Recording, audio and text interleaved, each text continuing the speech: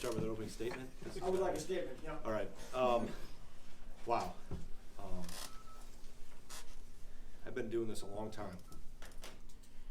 And I don't know if I've ever had a team have to endure more and fight through more. And I'm not talking about the last 7 minutes. I'm talking about what they've seen for the last 9 months. And that last 7 minutes was kind of a microcosm of what we've gone through to fight uphill and find a way to battle back down 7. Big plays by a lot of people.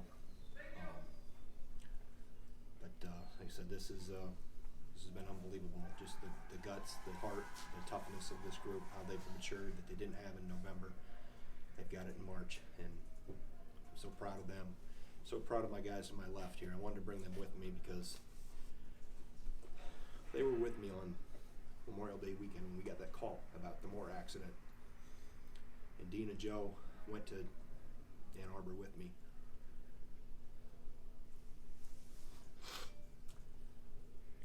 I think there's no doubt we've had some special help from above with Jen and Jaden through this.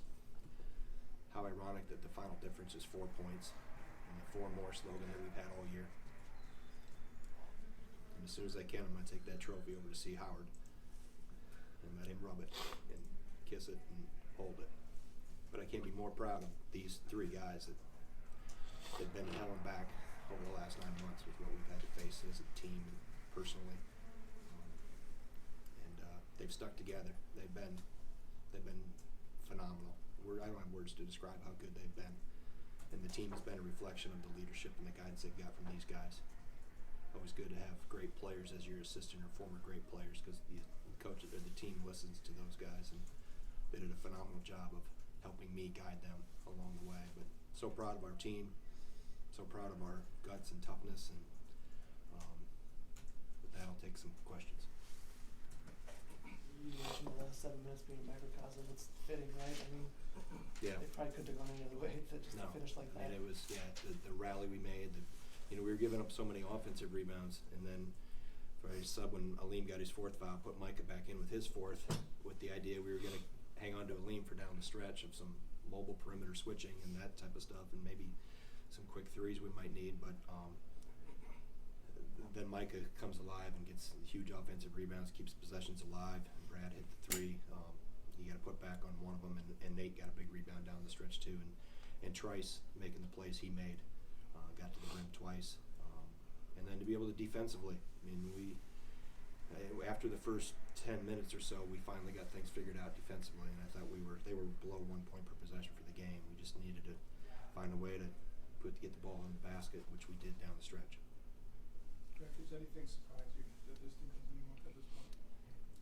No, Jeff, because they've been through some of life's worst. So anything they were going to, as I told them inside, anything they were going to face in the course of a season was not going to compare to what they have gone through in May and June and July and that whole case. So this group, like I said earlier, that didn't have the toughness and the resolve in November and part of December, and that's okay. Sometimes it takes, you got to get burnt by the fire before you learn to be fireproof, and they did that, and that's a credit to them. The resolve and the leadership we have in that locker room, Trice, Davison, Potter, Reavers, Pritzel, those older guys they've taken ownership, and they didn't have ownership in November and December. They grew into ownership down the stretch. Is one strength of this team the ability, like Pritzel's helped you in some games, but didn't hit shots today, or Trice didn't hit shots today. Is that one strength of this team? Yeah, we don't have a star. It's a team full of stars, and we've done it by committee, and we did it by committee today. When Trice went forever, at one point I leaned down to the assistant and said, Trice hasn't made a shot, and that was midway through the second half, and then he gets 2 big ones down the stretch that were big. He was able to get inside the defense and make some plays. I guess no 2 games are the same between teams when they play each other again, but this one maybe had some more moving pieces. Finney playing for Indiana, you guys with Micah. Right. I guess what kind of went into the preparation differently, and how do you think it kind of shook out this time? Not a whole lot different. I mean, Trace has improved, Jackson Davis, and obviously that was their first road game.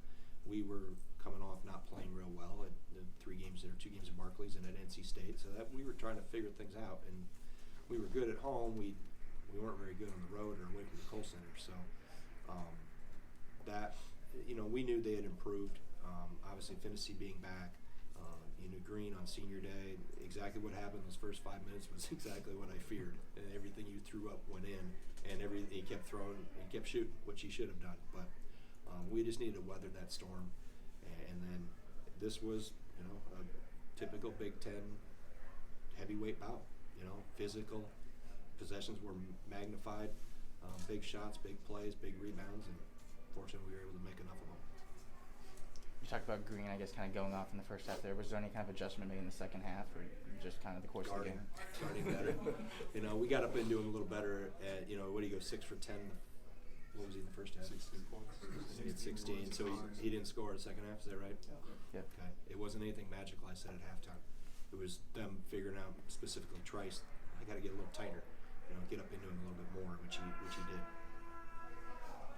For the assistants, if that's okay. Yeah, that's why I brought him. Okay. He said some great things about you. You guys, how the job he's done, kind of leading this ship when things were rocky. Yeah, I think he had great preparation for the coaching aspect of it from our former coach, his former boss. But what life threw at us in May, nothing can prepare you for that. Coach went through it with his dad. He got the job, so he's been through a lot. He's been through a lot personally. I think his family, his wife and kids, they're enjoying this moment too as much as he is, and I think he's made it about that, and about the people.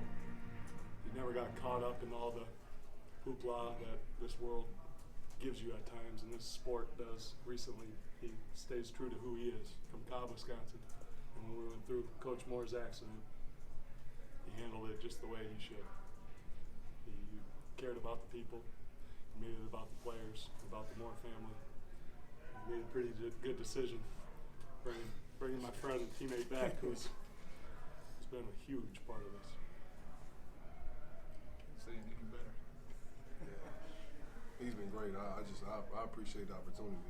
From the moment I remember we had our first conversation of even bringing me on board, and just the leadership and the confidence in me, and always been there, and even just looking at him and first time seeing him, this close up, coaching and weathering the storm, put basketball X's and O's aside, to be able to stay strong when everything's against you, and be able to still lead those guys in that locker room, and and have trust in us. That takes a lot, and he's been there for me from day one, even as a player, man. We want something. I yelled at you more as a player. Yeah, for sure. But I appreciate you. Love you too, Coach. Love you. Yeah, they talk about this team's resiliency, and it starts right here. Because whenever we've gone through anything, he's stayed the course. He's always never got distracted from what we're trying to do. Always kept everybody calm. Always kept us on the same path. And he deserves the way we're playing right now. That's the coach of the year right there. Yes, sir. My vote twice. Any other questions? Stay here. We'll bring student athletes in here too. Thanks, guys.